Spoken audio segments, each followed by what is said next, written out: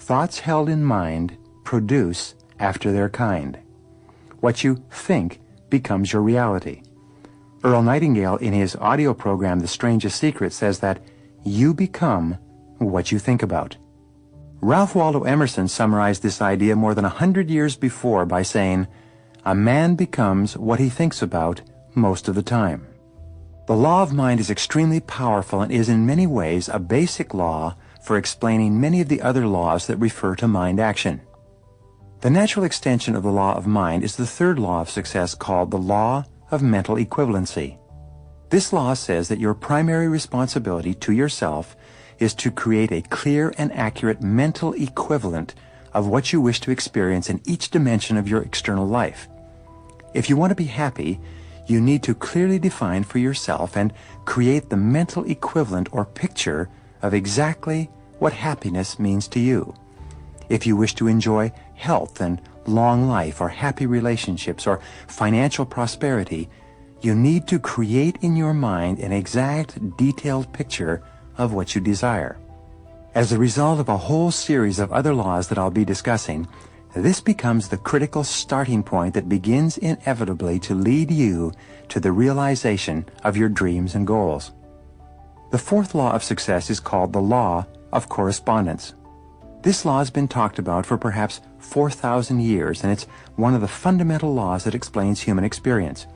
It simply says that, as within, so without. It says that your outer life will tend to be a mirror image of your inner life. Your external world will tend to correspond almost exactly to what is going on inside both your conscious and subconscious minds. There are four major areas where you see the law of correspondence working all the time. The first is simply in your attitude. Whatever your attitude is, often before you even say anything, people will reflect it back to you in the way they talk to you and treat you. As within, so without. The second area where the law of correspondence is evident is in your relationships. Your relationships will almost perfectly mirror your attitude and your personality. If you're a good and happy person, you'll have good and happy relationships. As you become a more patient and tolerant and loving person, your relationships will reflect this almost immediately, very much as a mirror will do. The third area of correspondence that you see is in your health. Much of your health can be directly traced to specific attitudes that cause you to suffer from minor and major illnesses. The extensive work that's been done in the area of holistic medicine seems to suggest that there are corresponding attitudes of mind for most illnesses that you or I suffer, from the common cold and flu all the way up to the most serious illnesses that are often life-threatening. Whenever you're anxious or upset or unhappy for any reason, for any period of time, your body will begin to reflect those feelings. The entire basis of psychosomatic medicine is the conclusion that your mind, psycho, makes your body, soma, sick. What your mind harbors, your body eventually expresses. The fourth application of the law of correspondence is that your external world of material accomplishment will exactly correspond to your internal world of preparation. The more knowledge and skill you gain that helps you to be more effective in your work, the more you will be paid.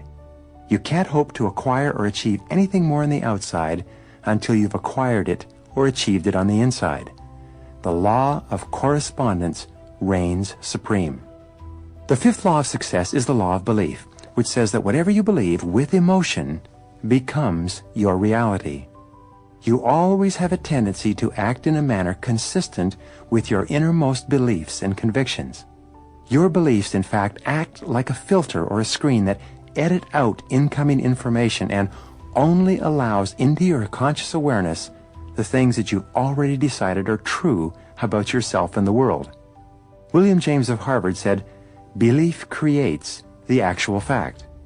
In the Bible it says, "Whatsoever a man thinketh in his heart, so is he." For example, if you absolutely believe that you are meant to be a great success in life and that no matter what happens, nothing can stop you from achieving the greatness that is yours, you'll act in a manner consistent with that belief and you'll eventually make it come true. If you doubt your ability to be successful for any reason, this negative belief will be demonstrated in your tendency to hold yourself back. The most important part of the law of belief is the necessity for you to question your own self-limiting beliefs. These are the beliefs that act like the brakes on your potential. These are the nagging doubts and fears that people have about themselves and their abilities that cause them to sell themselves short. When you have self-limiting beliefs, you have a tendency to settle for far less than you may be capable of. Self-limiting beliefs revolve around your ability to lose weight or quit smoking or earn a certain amount of money or be attractive to members of the opposite sex or develop new abilities that are more conducive to your success and happiness. One of the most important steps you can take toward achieving great success is for you to question these self-limiting beliefs. You might even ask others who know you well what self-limiting beliefs they seem to think that you have that may be holding you back. Remember, self-limiting beliefs are often used as excuses. A good way to test your self-limiting beliefs is to ask yourself whether anyone else with the limitations you perceive you have has nonetheless gone on to achieve success. You can also look at your own actions to decide what it is that you truly value. Remember, it's not what you say or hope or wish or intend that is a true expression of your values and beliefs. It's only what you do. Children are very aware of this, and they ignore the advice of their parents when their parents say, "Do as I say, not as I do." The fact is, we all seem to know that a person's actions are the true reflection of their innermost convictions.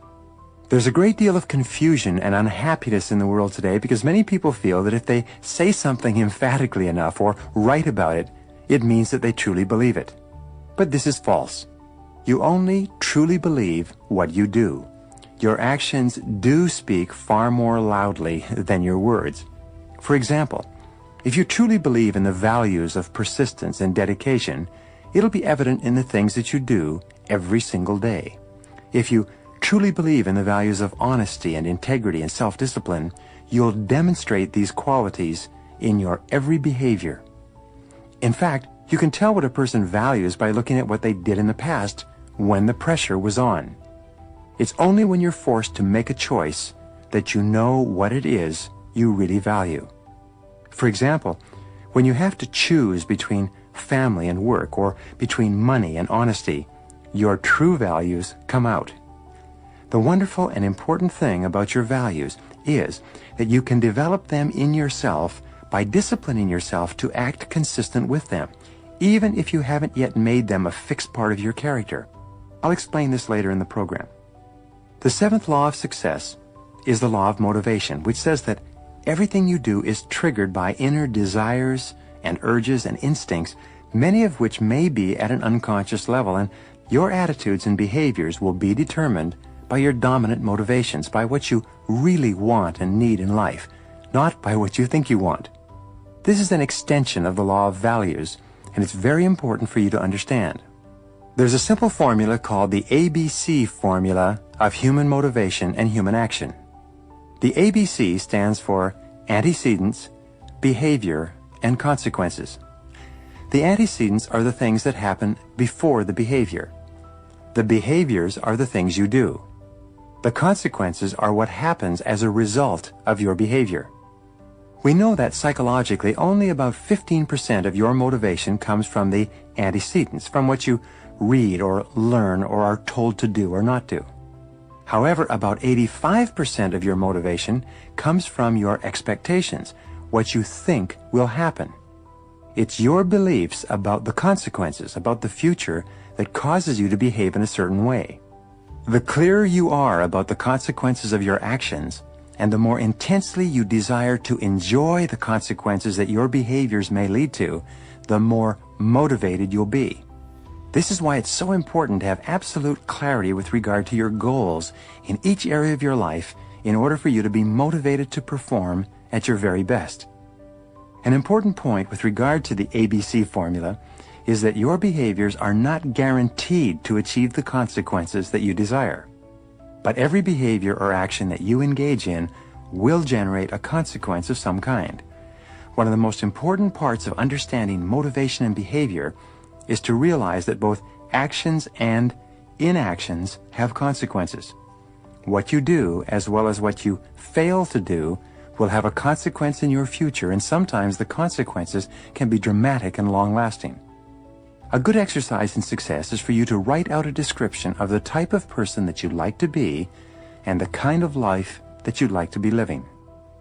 The most powerful faculty that you have is your ability to think, your ability to understand. The more accurately you can think about who you are and what you want to accomplish and how to accomplish it, the more effective and successful you will be. The eighth law of success is the law of subconscious activity, and it has several applications.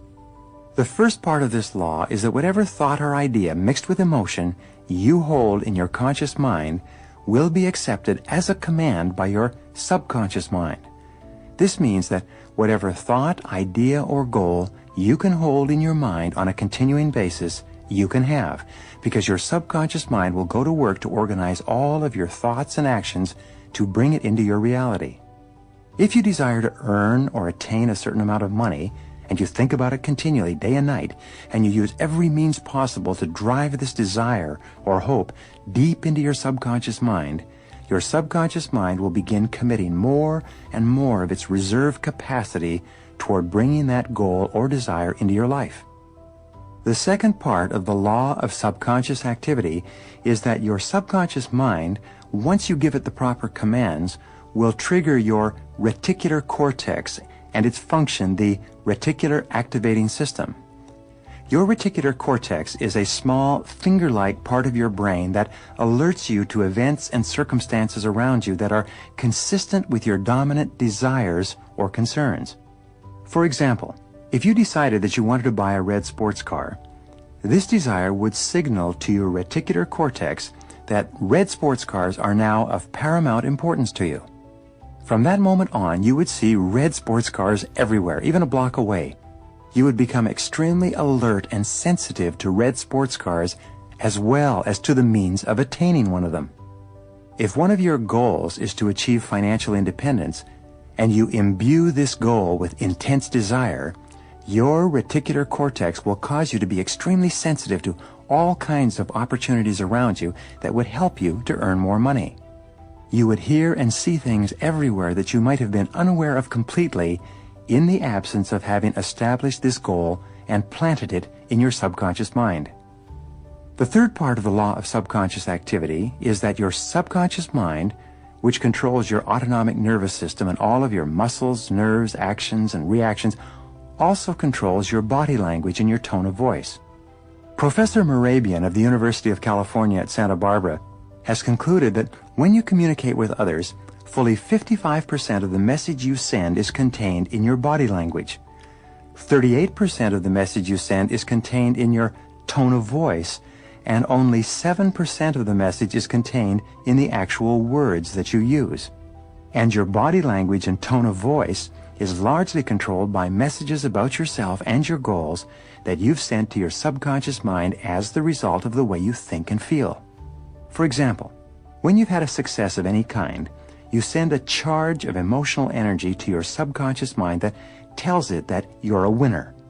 For some time afterwards, you walk and talk and act and think like a winner. Your step will be brisker, your voice will be stronger, your eyes will be more focused, and your body language will signify this belief about yourself. Your subconscious mind will accept your predominant emotional thoughts and organize your entire body, voice, and tone to fit a pattern consistent with it. The ninth law of success is the law of expectations. It's often called the law of the self-fulfilling prophecy. It's one of the most powerful of all laws because of its simplicity and its predictability. This law simply says that whatever you expect with confidence will have a tendency to materialize in your life. You get not what you want, but what you expect with the greatest intensity. For this reason, an attitude of positive self-expectancy seems to go hand in hand with great success in every area of your life.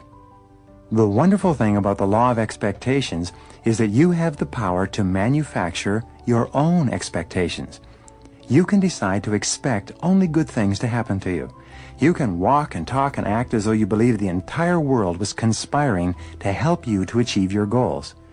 You can become what W. Clement Stone often referred to as an inverse paranoid. You can become convinced that the entire world is conspiring to do you good. The way that you apply the law of expectations is by confidently looking for the good in every person and every situation. When you have a temporary setback, you can look into the setback for the valuable lesson that it might contain. Instead of becoming upset, you can say to yourself something like, I believe in the perfect outcome of every situation in my life. This kind of affirmation causes you to approach everything you do with a more positive and open and optimistic attitude. The most powerful of all expectations are the expectations you have of yourself. You should approach everything you do with an attitude of calm, confident self-expectancy. You should expect to be successful more times than you're unsuccessful, expect to win more times than you lose, and expect to eventually achieve your goals if you carry on long enough. The 10th law of success, which applies to many other areas of life, is called the law of concentration. It says that whatever you concentrate on and think about repeatedly with emotion tends to become more and more a part of your inner and outer life. Some of the most important work in psychology shows that if you dwell upon qualities that you wish to develop, like courage and sincerity and persistence, you tend to actually build those qualities brick by brick into your character and personality. The law of concentration goes hand in hand with the law of subconscious activity, and it largely explains the person that you are today. Whatever you've concentrated on in the past and are concentrating on in the present is having a major impact on your conduct and behavior. What you concentrate on largely determines the quality and quantity of the results that you get and the success that you enjoy. The 11th law of success is the law of habit. It says that virtually everything that you do is automatic and unthinking. You are largely a creature of habit. It says that from the time you get up in the morning to the time you go to bed at night, you have a tendency to follow the path of least resistance and to do the things that you become accustomed to doing in the past. You eat the same foods for breakfast, you brush your teeth with the same toothpaste, you take the same route to work, you greet people with the same words, you go to lunch at the same time, you work in the same way. Now, there's nothing wrong with establishing habits that enable you to simplify your life. In fact, your life becomes successful to the degree to which many of the things you once needed to concentrate on, such as driving a car, have become automatic and unthinking. When you make certain things habitual so they no longer require thought, your mind then becomes free to concentrate on other things that can be more helpful to you in achieving the things that you really want. There's several parts of the law of habit, and the first of these is that good habits are hard to form, but easy to live with. The second part is that bad habits are easy to form, but hard to live with. One of the hardest of all things to change are bad habits which are counterproductive to the goals that you want to achieve. It's therefore important for you to sit down and think through the habits that you have and analyze them carefully. You need to decide whether or not they are moving you towards your goals or away from them. Remember, one of the most important of all observations on success is that everything you do either moves you in one direction or moves you in the other. Nothing is neutral. Everything counts. If a habit isn't helpful, it is hurtful. If a habit is not leading you to success, it's probably leading you to failure. The way that you overcome bad habits is simply to override them by the development of new, more positive habits. For example, if you have a golf swing that's causing your ball to go into the rough, you can override that habitual swing by taking lessons and learning how to hit the ball differently. If you have a habit of getting up later than you should, you can override that habit by repeatedly getting up earlier until that new behavior becomes the habit that dominates your thinking and your actions. By practicing the law of concentration in conjunction with the law of habit and thinking continually about how you would be with a new habit or behavior, you drive this message into your subconscious mind and you eventually begin to behave in a manner consistent with the new habits you wish to form. This brings us to the 12th law, one of the most important of all the laws of success, and that is the law of attraction. The law of attraction says that you are a living magnet and that you inevitably attract into your life the people, events, and circumstances that harmonize with your dominant thoughts. This is why we say that whatever you can hold in your mind on a continuing basis, you can have. Whatever thought you hold clearly and mix with emotion begins setting up a force field of mental energy that begins drawing towards you the things that you need to achieve that goal.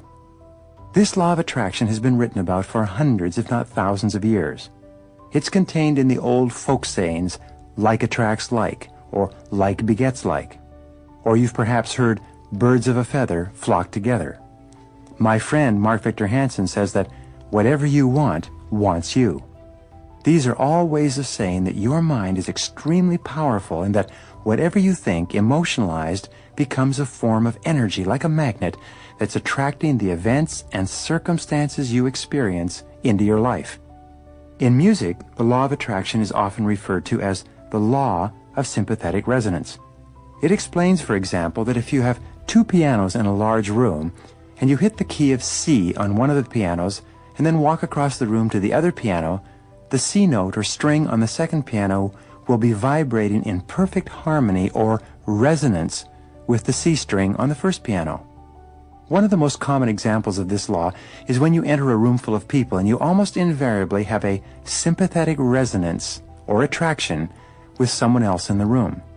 You'll have a tendency to gravitate toward a person with whom you are comfortable and compatible, and that person will have a tendency to gravitate towards you. Very often, two single people at a social gathering will have a level of sympathetic resonance that draws them toward each other and into conversation. By the same token, when you have a very clear goal or idea, you will tend to attract people to you and be attracted to people who have ideas and information and resources that can help you to realize that goal. Another illustration of the law of attraction is its opposite, which is the law of repulsion. When you begin to become a particular kind of person, because of the way you change your thinking, you will find yourself attracted to people who are similar to you, and you will also find yourself repelling and being repelled by people who don't think the way you do. This law explains why positive people tend to associate with other positive people, and why negative people tend to associate with other negative people, and why neither group finds the other group of very much interest. You can begin to fill your life with the kind of people that you respect and admire by simply becoming the kind of person in your thoughts that will attract them to you. The 13th law of success is the law of choice, which says that you are always free to choose the content of your conscious mind, but in so doing, you are choosing every other part of your life. Your thoughts control your reality, and since no one else but you can think for you, the thoughts that you choose to harbor determine everything that happens in your life. The wonderful thing about the law of choice is that it says that you have complete freedom to think, and therefore to be anything that you intensely desire. The choice is always up to you. The law of choice also says that you are where you are and what you are because you have chosen to be there. If you're not happy with where you are and what you are, it's up to you to choose to be and do something else. The 14th law of success is the law of optimism, which simply says that a positive mental attitude goes hand in hand with success and happiness in virtually every dimension of life. The quality of optimism is the quality that makes you into a cheerful and pleasant person, a person that other people like and want to be around and help. The most successful men and women tend to be very likable people. The more optimistic you are, the happier you'll be moment to moment, and the more things you'll be willing to attempt. The 15th law of success, the law of change, says simply that change is inevitable. The only constant we have in life is that of change. Everything is changing, even as you listen to this tape. But the wonderful thing about the law of change is that nothing is fixed either. All progress requires change, and since change is happening in any case, you can be and have and do anything you want by simply harnessing the forces of change and taking advantage of them. The law of change also says that your life can only get better when you get better, but not until. It says that you can't remain the same and somehow improve. The law says that if you don't take advantage of change, you will end up being the victim of change. Things will happen over which you have little or no control, and you'll simply have to go along and adjust your actions and behaviors to whatever occurs. Now, let me tell you a story that is true in more cases than not. Once upon a time, there was a young man from an average home, with an average education, working at an average job, and who had an average group of friends. Like most average young men, he was primarily interested in girls and sports and television. He liked to have a good time, and he spent most of his money enjoying himself. He looked upon his job as a necessary evil that paid for his average lifestyle, and, like most average people, he was going nowhere with his life. Then one day, something happened to him. Perhaps he read a book that woke him up, or listened to an audio program, or attended a motivational seminar. Whatever it was, he wasn't the same afterwards. He realized that he could choose to do and be something else. He applied the law of choice. By the law of change, he realized that his life could only improve if he began changing in a positive direction. Using the law of cause and effect, he made some decisions about what he wanted to accomplish, and then began searching out the causes of the effects he desired. By the law of optimism, he was positive toward himself and his possibilities. He expected good things to happen, triggering the law of expectations. He went to work on his thinking, and he began to dwell, the law of concentration, on his ideal lifestyle. By the law of subconscious activity, he began to walk and talk like the person he envisioned himself becoming. He also began noticing opportunities to advance himself that he hadn't seen before. As he changed his thinking, he triggered the law of mind and the law of mental equivalency, and he created a clear picture of his goals. By the law of correspondence, his outer world began to reflect his new, improved inner world. His beliefs about himself began to change, and by the law of attraction, people and resources began to appear to help him move toward his goal. As he concentrated on his desires, his values and motivations changed, and he began developing the kind of habits that lead to success. In no time at all, by bringing his life into alignment and harmony with the laws of success, he began moving forward at a rate that surprised even him. And so can you. The laws of success are based on the foundation principle that in order for you to succeed, you must first decide what success means to you. You can then begin to apply these laws to your definition of success to bring it more rapidly into your reality.